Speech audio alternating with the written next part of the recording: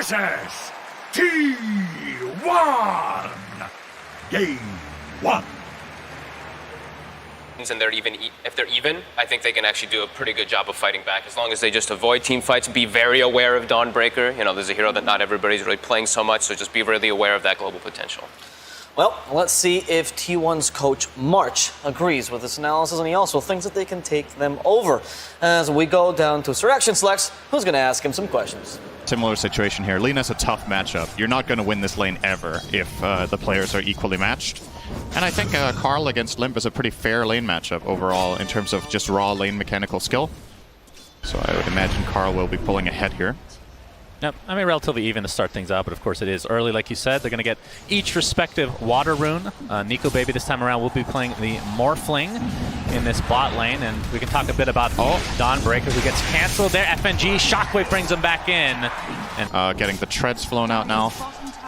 Very curious to see what build he goes for, right? Because as the draft panel pointed out, there are some aspects of this game that can be dangerous to Morphling.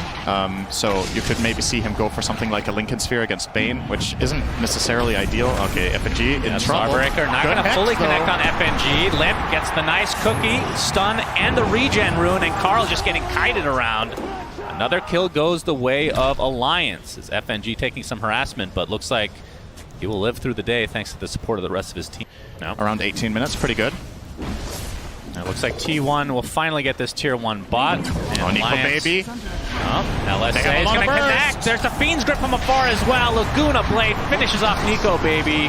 Hanskin trying to take out the tower, but it's very healthy. For lack of a better word, that seemed a bit naive, almost. It's obvious from our Go Roche. Yep. Your team fight is available. So...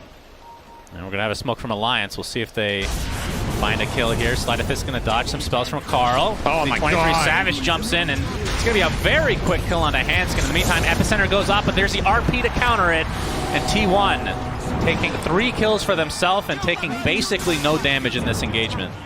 Yeah, 23 Savage almost one-shot a Snapfire with Medallion. Double damage as well. They even find Nico Baby.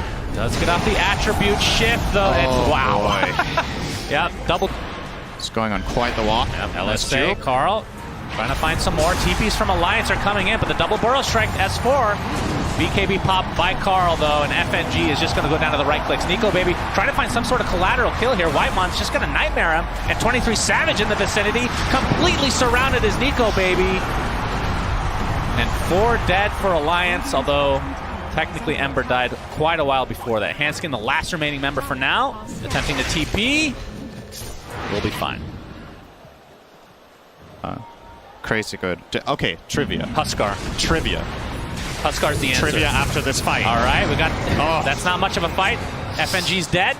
Nico Baby waveforming to safety. 23 Savage and company not going to pursue any further. You sure Whitemon, okay, he gets a Fiend's Grip off. This will be another big kill for T1. Nope, Starbreaker not able to connect. He's going to be able to remnant away for now. S4 taking so much damage will just be brought down to the right clicks alone. Whitemon finally dies. Such a pesky Bane Elemental. And Alliance getting some trades here. Yeah, Full performance thus far. Well, but they won't sweat it, I'm sure, as this lead is the chat wheel game is on point. No mistake there. Playing the sad trombone is very appropriate there. Yep. Oh, we got the horn toss with the skewer into the RP. S4 is going to be the first to fall in all likelihood. Nico Baby staying alive at half. We'll get up to safety. So just 1 kill with that RP, but Karl Pasta BKB gets the LSA with a buyback onto S4 now. Starbreaker connect. Here comes a Solar Guardian as well. Nico Baby very tanky right now with that Lincoln Sphere. Nice burrow strike epicenter combination from S4. He's trying to get to safety with that hammer, but it's not going to happen. So the 1-for-1 with the buyback. Karl and company. Looks like they're going to lose the Dawnbreak at the very least. S4 continuing to be a pest here with these burrow strikes. Gets 1 kill. Looks like Wraith King is next. That's after the reincarnation, so T1 have to back off. That's a very careful. He's taking so much damage from Karl. He is, but looks like he's fine for now. His Limp creating a lot of space here, but the Laguna Blade, S4, a little bit too far this time. Yeah, and he doesn't have buyback, and T1 obviously know this. They just bought back in the enemy base, so this does open up a potential push down mid play for them. And that actually is pretty big because Morphling can't turn into Saint Karl now. found Limp with the blink stun. The Centaur Stomp not going to be there in time. Limp, BKB attempting to TP, but the RP cancel. Down he goes. Does have buyback, though. Still a minute 20 left on the Aegis for T1. But best case scenario for Alliance might be an opening pretty soon. Is 31K net worth lead for T1. And definitely playing a little bit disciplined. Cuckoo. Horn toss. Yep, Horn toss is there, and S4 is dead. 60 seconds on the deck. That skewer range No talent buyback. is so absurd. Like, you're expecting that skewer to stop any second now, and it just keeps going. Yeah. I mean, this feels like, I mean, you talked about Elder Titan. I feel like Magnus feels like the hero of the tournament right now in a lot He of ways. is doing very Getting well. through a lot. As you see the my overwhelming blink God. come in. We didn't even catch that on camera, but a lot of damage being done by T1. And it looks like the Fiend's Grip is there as GG's will come out for game 1. This was a shellacking, syndereN. Yeah. T1 up 1-0. As no need to sugarcoat it, really. That was just... That was not even close. Okay. That was just all T1 all the way to the bank. And they secure themselves game number 1 with a 39k gold lead here. Alliance, I think adjustments for game number 2, you probably, if you're drafting like this and you give the enemy team Magnus and you give them like the strong team fight and a favorable mid matchup, you have to play around Limp more. T2, game number 2, Alliance versus T1.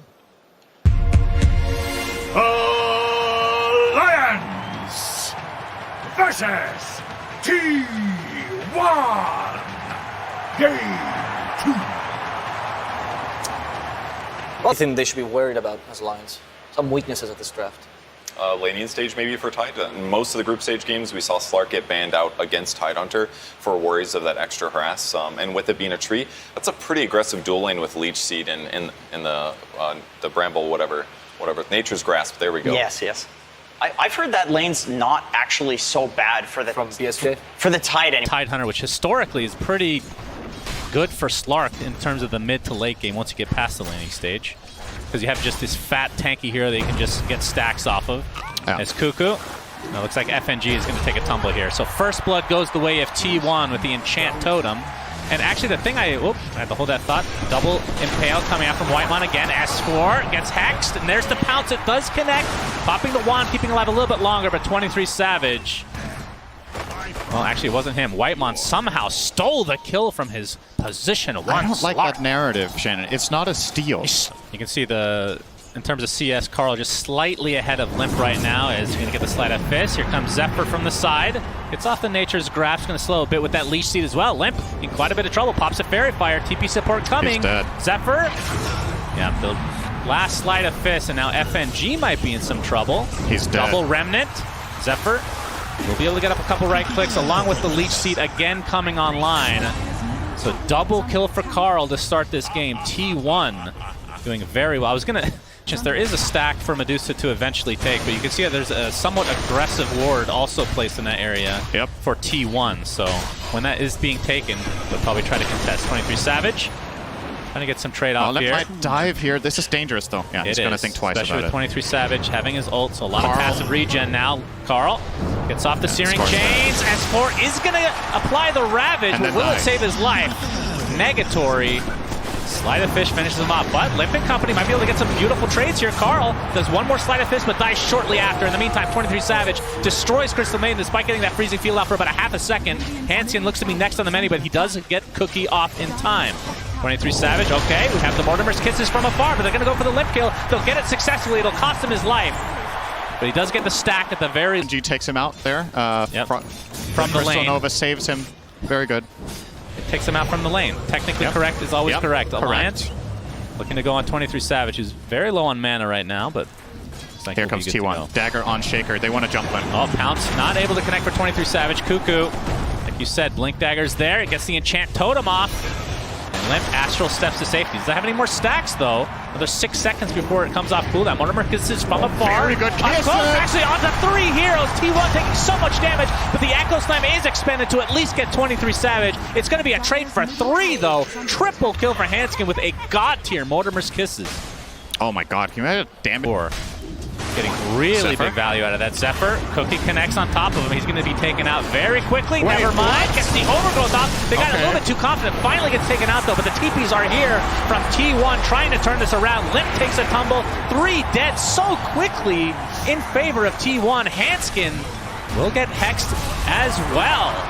Limp didn't finish the kill. He had the...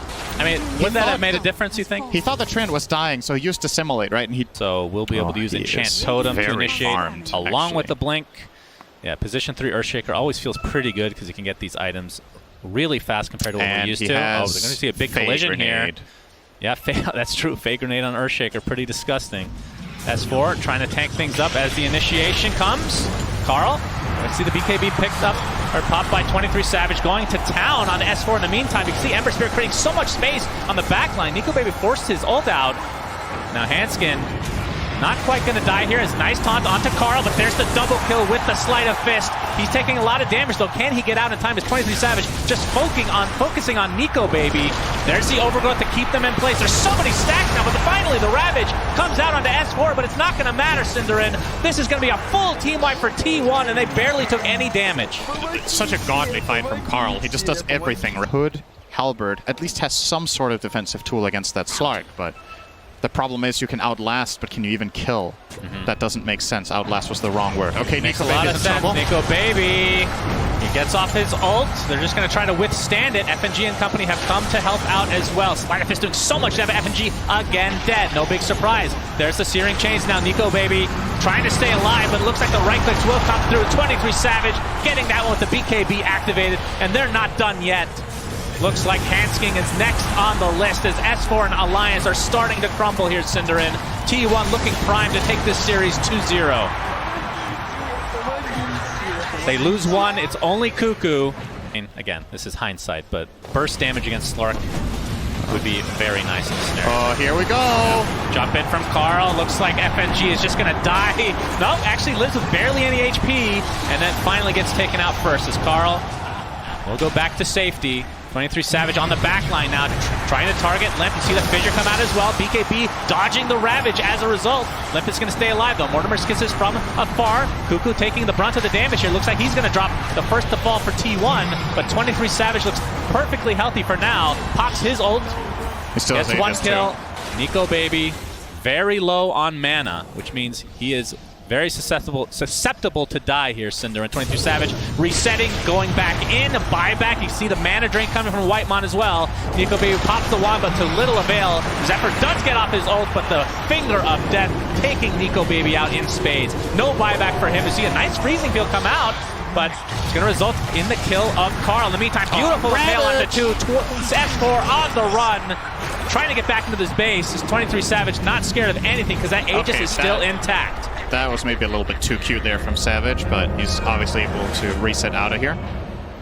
Because how long he wasn't expecting that burst of damage coming in from the tree line, so if you do set it up here for Alliance, it could work. Okay, instantly breaking the smoke. Yeah, Shadow Blade up. Got the Ensnare coming out as well. BKB, there's the Echo Slam onto 2. Limp already dead in this engagement. 2 dead for Alliance to start this fight out. Nico Baby getting mana drain for a little bit of time here. It's 23 now just focusing on Nico Baby along with Cuckoo getting the stuns out. We'll see how that status resist works from this time. But the mana drain from that Diffusal and the Essention stacks are just getting out of control for T1. They only lose their support Lion and get 4 kills as the trade. And T1 looking to go high ground. There is a buyback on Nico Baby. So get rid of that immediately. Nico Baby is exposed here. Alliance are trying to bait him. They really want this fight where they go on Nico. They feel like it's their only chance, and I agree with this 100%. Smoke up as well. And already gets popped. Oh, the Ember Spirit on the backline again. Ravage comes out from S4. 23 does take considerable damage, but again, FNG dies at the beginning of the fight. Carl, look at how much space he's creating. Just absolutely decimates Hanskin with just his remnants. Whitemon jumps in with the Finger of Death. 3 dead for Alliance, and they are likely out of TI10 after this fight. Medusa takes a tumble. Triple kill for Carl. And S4 finally goes down. He's the only remaining member for Alliance with buyback. They call GG. And T1 moves on, syndereN. Alliance out. Yeah,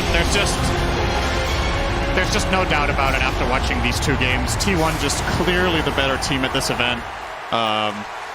Alliance got completely rolled both games. There were some glimmers of hope. Again, similarly to game number 1, there's like that one fight around the 10-minute mark. This game, it's the Snapfire triple kill bottom.